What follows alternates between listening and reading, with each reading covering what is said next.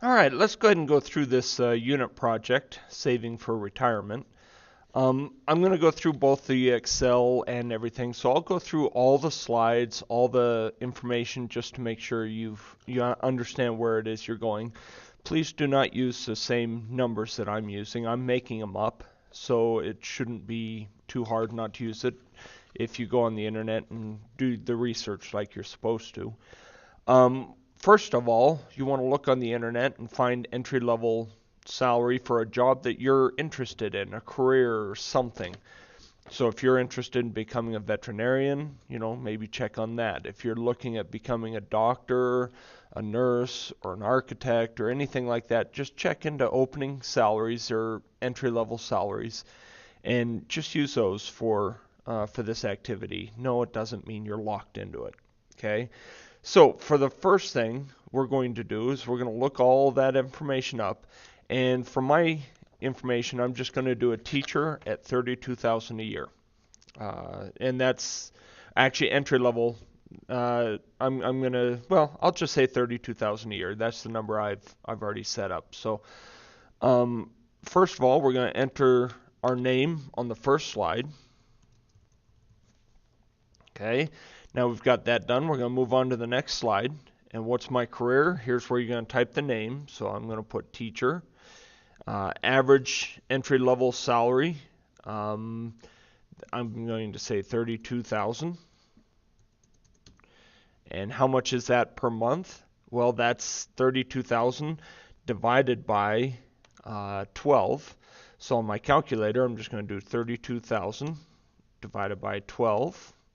And that's, I'm just going to round that to 2,700, just to make it easy. Website link, here's where you want to tell me where you found your information, so that if I want to go look it up, I can. So that's where you find your salary and everything. So make sure you look it up and give me that information. So that's what you want to do. If it gives you an hourly or hourly salary, that's an interesting way of saying it, an hourly wage. Remember, you're working for 42 hours a week, and there are 52 weeks in a year. So you can work it out then. Okay? Now, as we move on, we're going to open up the spreadsheet. Okay? I mean, we can go in here, but that doesn't help us. So we want to go into the spreadsheet that comes with it. And we want to make sure that we're on the worksheet tab, not the graph. So you don't want to be on that one right now. You want to be on this one. And what is our monthly deposit? Our monthly deposit, we want to assume that we are depositing 5% of our gross monthly paycheck. So if I said my monthly paycheck, and I did over here, I said my monthly paycheck was 2,700, so I want to do 5% of 2,700. Now we could calculate it, but I'm just going to do equal 0.05 times 2,700. And by doing that formula, it can do it for you. It does the math for you. And there. So at the beginning, it's $135 every paycheck. Now all the other formulas, or all the other cells, have a formula in them, and so they fill in automatically. So you don't want to change any of those, okay?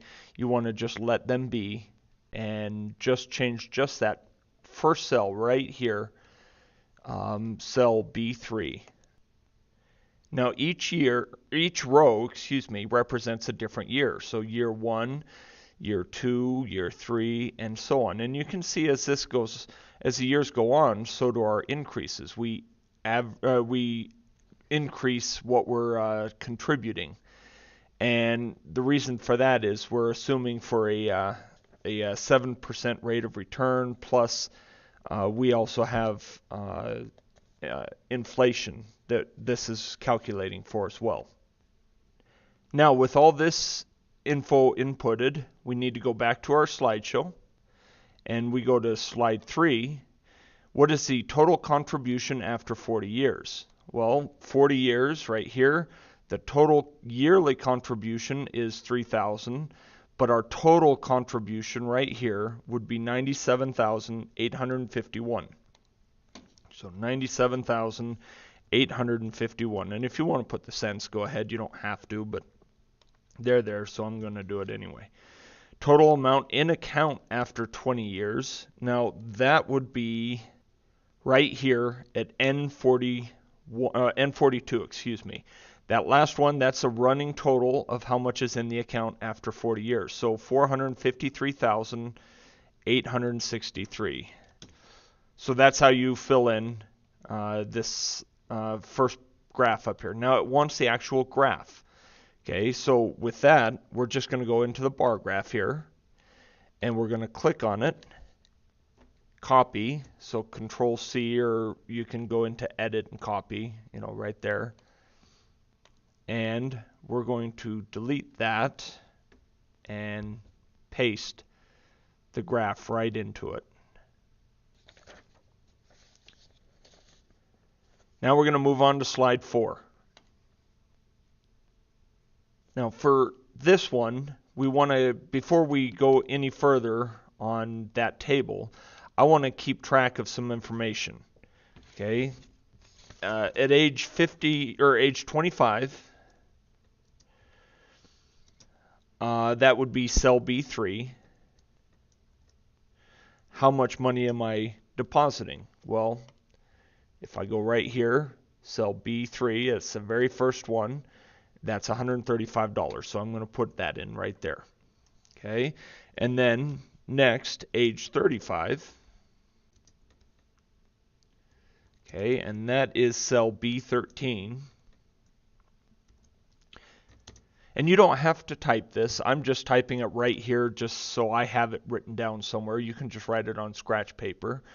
But on cell B13, I see it's at 164.56. Okay, and then one more. You want to keep track of age 45 as well. At age 45, that's cell B23.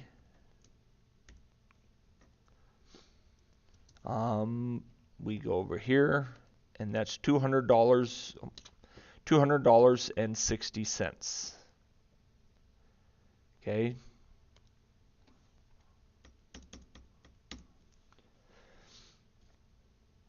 Now, we can use this information, and I'm just going to get rid of this here. I don't want this here. There we go.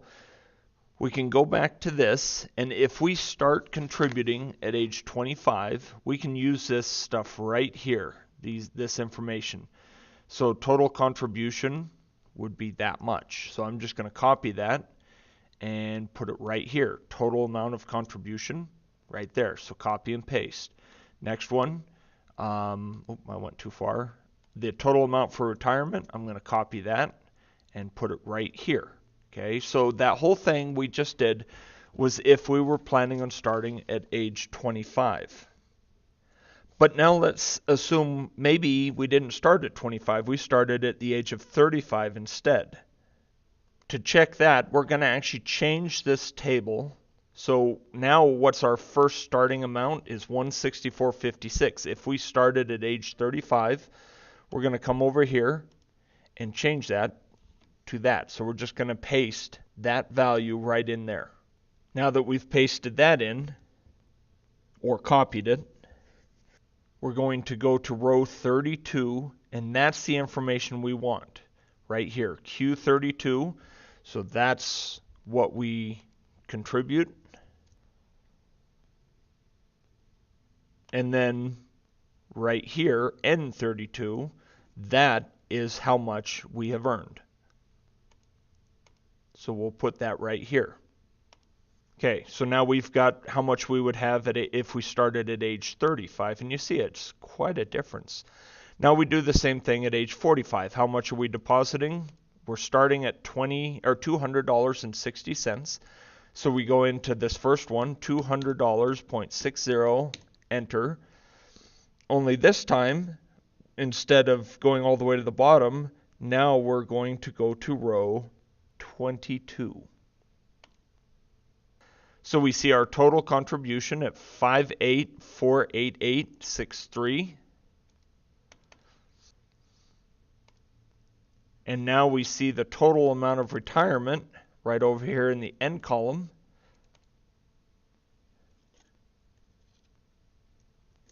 at 122,071. And we'll just put those right there. So now we have slide 4 filled out. Okay.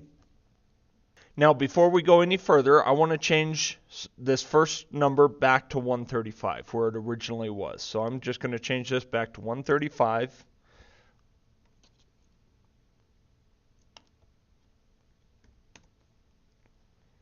And that puts everything back to the way it was when we first started. Now on the worksheet here where I put this stuff right here, you can leave that there. But at some point in this, I want you to write your thoughts.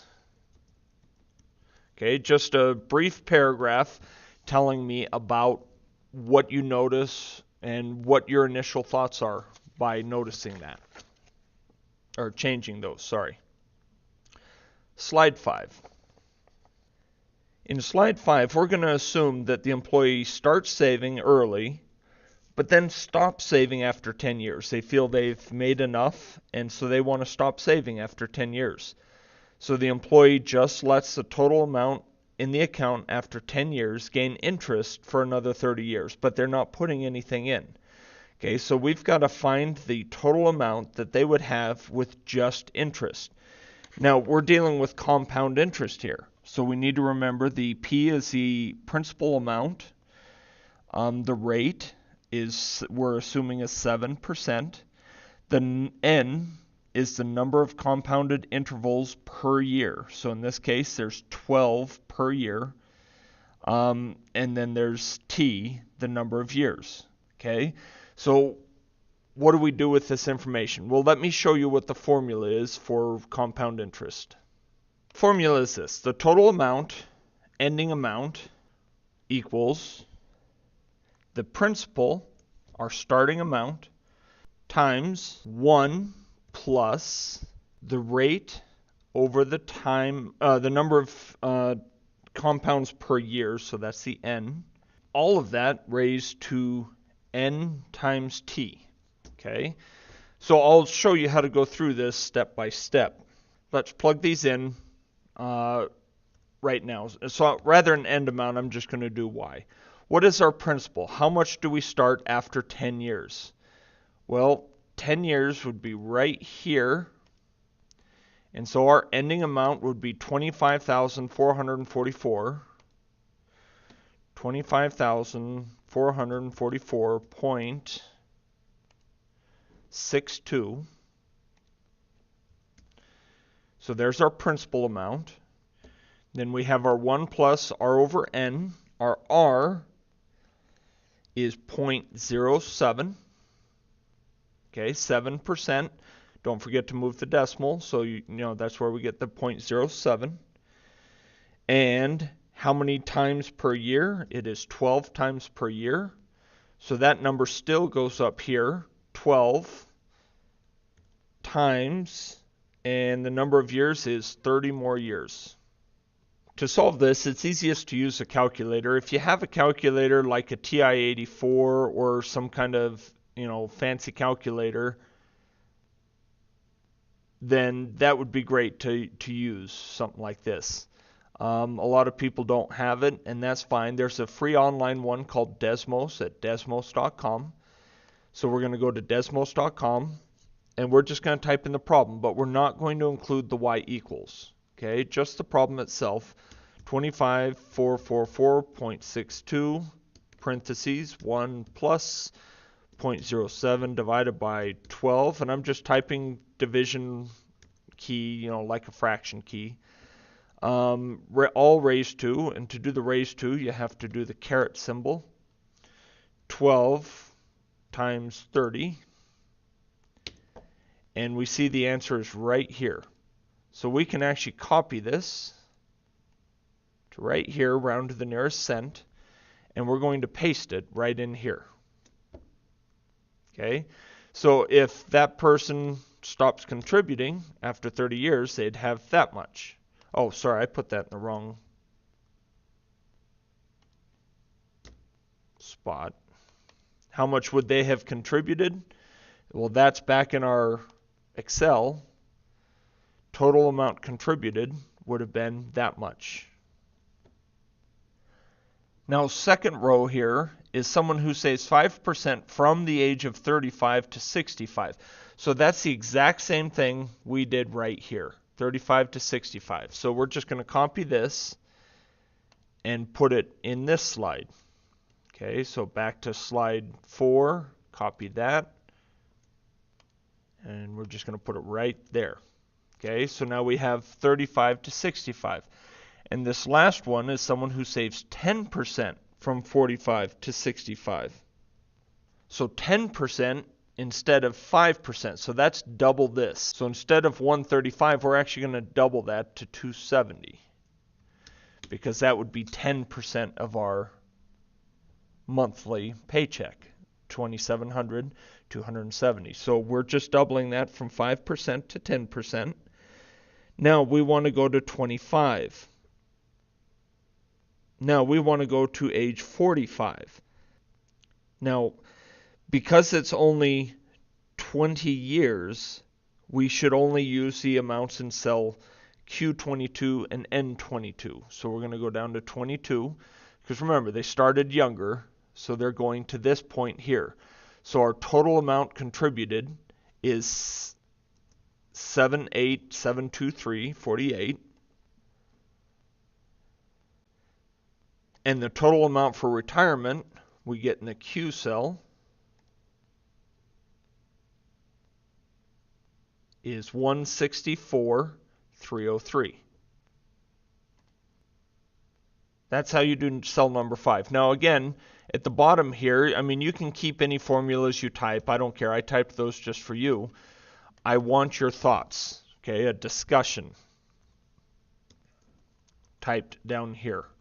So something you notice, something you observe, whatever. That's what goes in this box down here. Now, slide 6. In slide 6, we're looking for a goal amount. Okay, the first one, we want to get at least 250,000.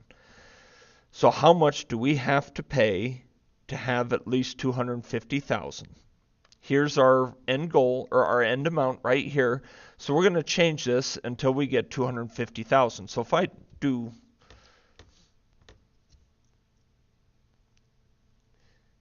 $10 here, that's only 30,000.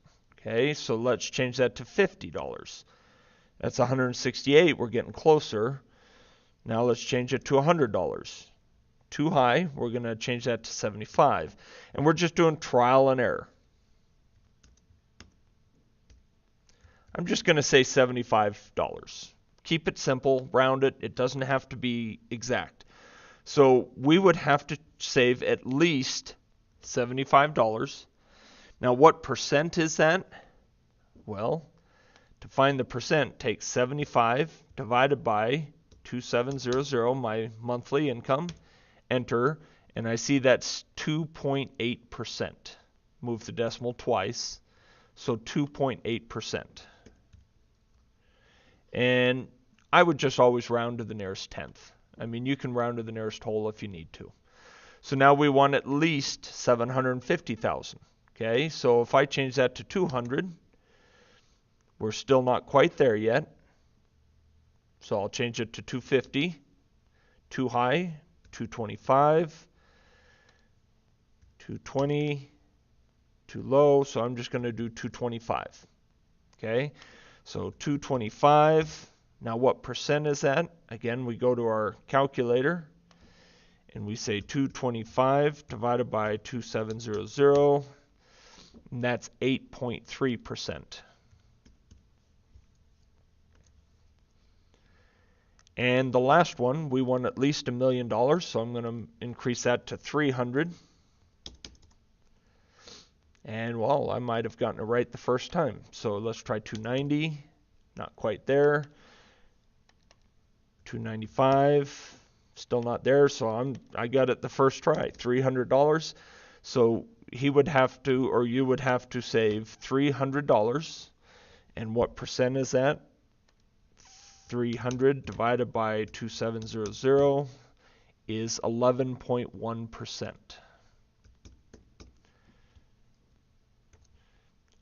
So at the bottom here, you just do a brief discussion, talk about what you noticed, what you didn't notice. Is it reasonable for someone to assume they can have $1 million at retirement with this paycheck? Why or why not? Don't forget there's housing costs and food costs and stuff like that. So, just work through that and give me your thoughts. Now, the project reflection, there's an online session set up for everyone to answer the questions. Suppose you're talking to both a recent college graduate who does not have much money and a 40-year-old who has never opened a retirement account until now. What retirement advice would you give each of them? How would it differ? How would it be different?